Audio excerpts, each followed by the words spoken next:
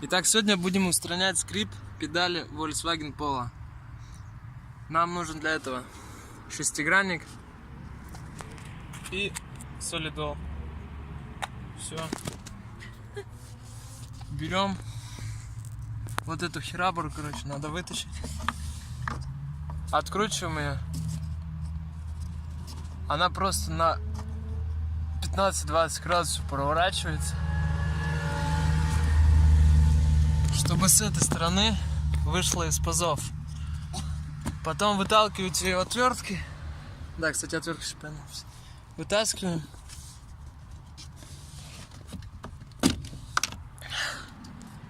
Вот эта вот штука, она должна быть в смазке.